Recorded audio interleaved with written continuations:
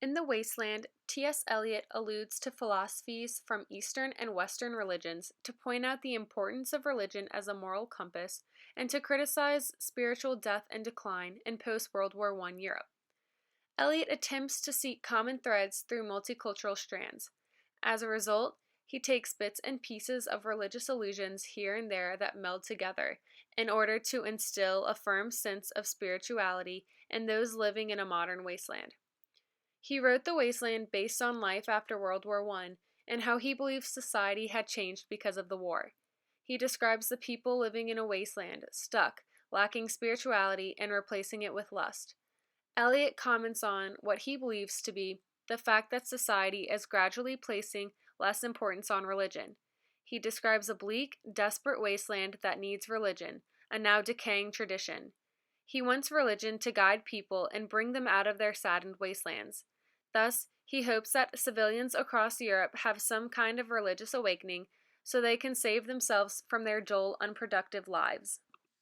Now, Eliot does not necessarily mean religion in the traditional institutional sense. Any form of worship, belief, or religion that will inspire society to find meaning culturally and spiritually is what Eliot is mostly concerned with.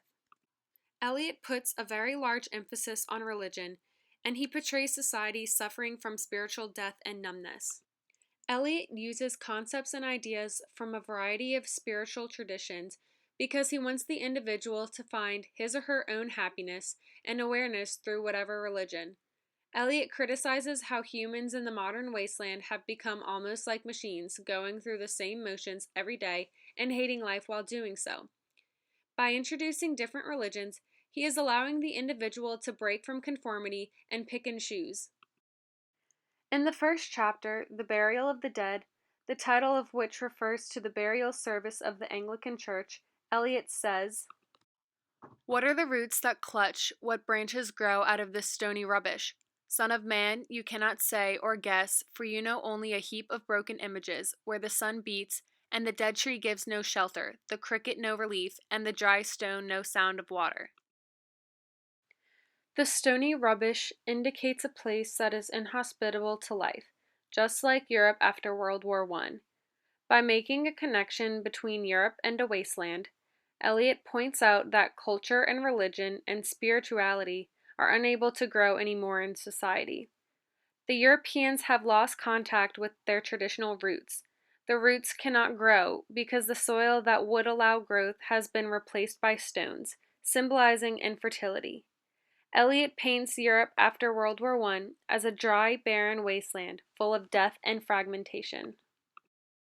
Unreal City, under the brown fog of a winter dawn, a crowd flowed over London Bridge. So many. I had not thought death had undone so many.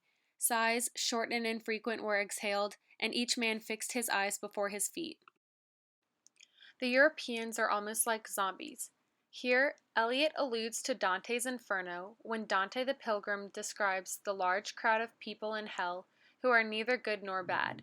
This very materialistic crowd crosses a river to get to work, their own personal kind of hell, to soul-killing jobs representative of spiritual death. The references to the vestibule of hell reinforce the pervasive sense of ennui or boredom. Because there is no interaction or communication among the individuals, London, the unreal city, is seen as a social wasteland where people are unable to seek solace or comfort in human connection, since there is none.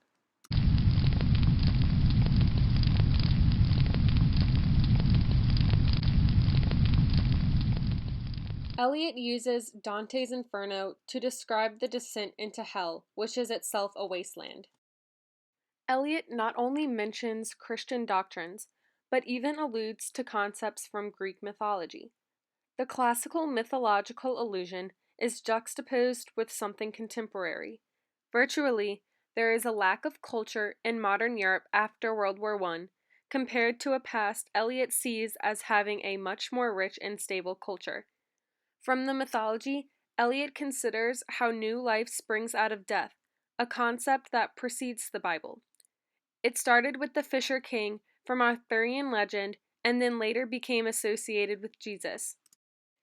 Eliot elaborates on the concept of fertility when he references Jessie Weston's and Sir James George Fraser's ideas of mythology and religion. Weston makes very clear that Arthurian legends, most notably the quest for the Holy Grail, are not based on Christian teachings, but stem from ancient fertility myths of nature cults that come before Christianity. Weston was inspired by Fraser to make this argument. Fraser noticed a relationship between myths and rituals and argued that myths are related to nature, natural phenomenon, and concepts of survival. Take the Fisher King, for example. The Fisher King is wounded in a way he cannot reproduce. He is wounded in the groin, thus making him impotent and infertile. There is the underlying concept that the health of the land is connected with the health of the king. Because the king is wounded, the land is blighted and essentially becomes a barren wasteland. Once the king is saved, though, fertility will be brought back into the kingdom and the land will finally be restored. The Grail is an important symbol of fertility.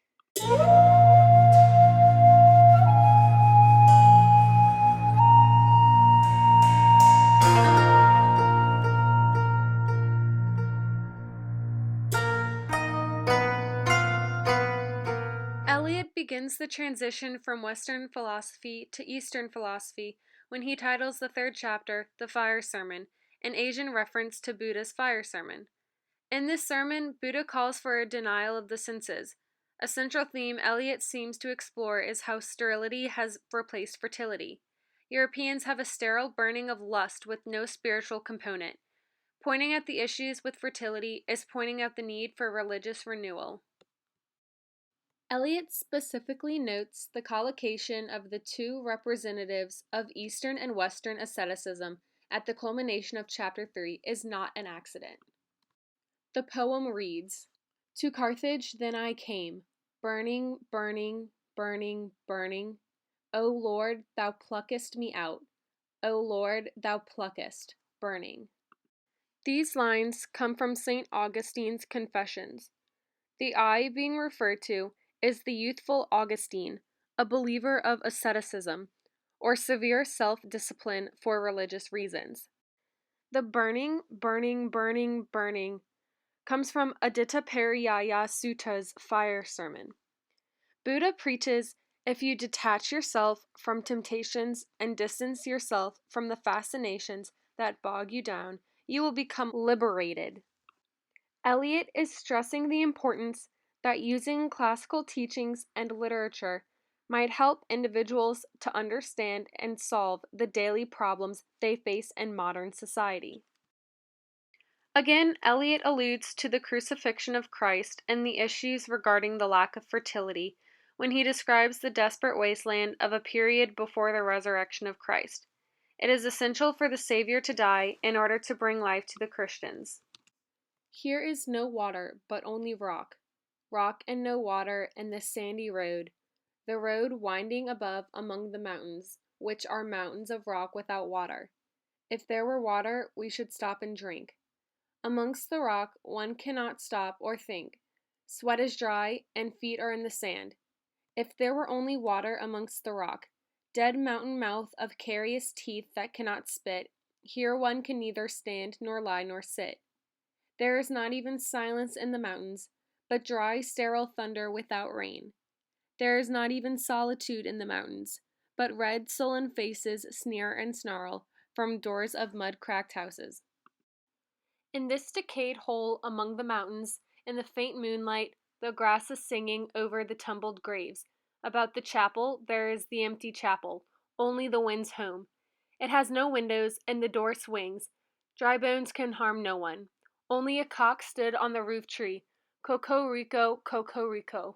Once again, Eliot points out the decaying traditions. No one goes to church anymore.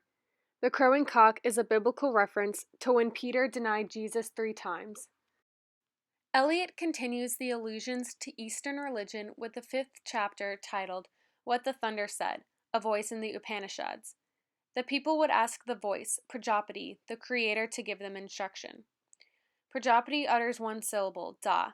Different groups of people interpret and understand the syllable to be 3 different societal values. Damyata, self-control. Datta, charity. and Dayadvam, compassion. Each layer of this Eastern religion is tailored to the individual, and it is up to the individual to want to do the right thing, as there is an underlying concept of duty.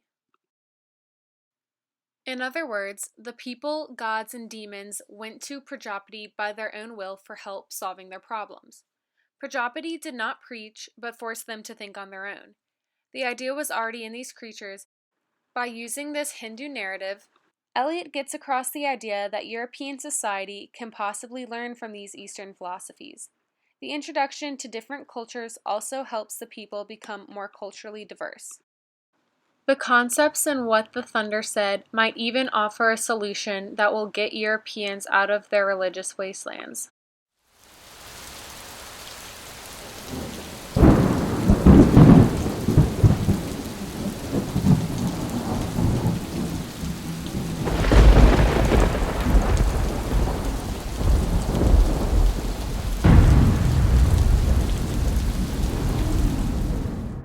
The conclusion is that when the thunder booms, da, da, da, Prajapati, the supreme being, is commanding that all three virtues be practiced simultaneously. Eliot ends The Wasteland with Shanti, the formal ending to an Upanishad, meaning the peace which passeth understanding. T.S. Eliot alludes to several religions with the hope that Europeans after World War I will place greater importance on religion and use it to help them get out of their funk and negativity. Eliot makes direct references and makes subtle comments too. His main goal is to destroy the wasteland in the city. By doing so, there will be no more spiritual death, established foundations, and real physical and emotional connections amongst society. The solution to this problem lies within religion.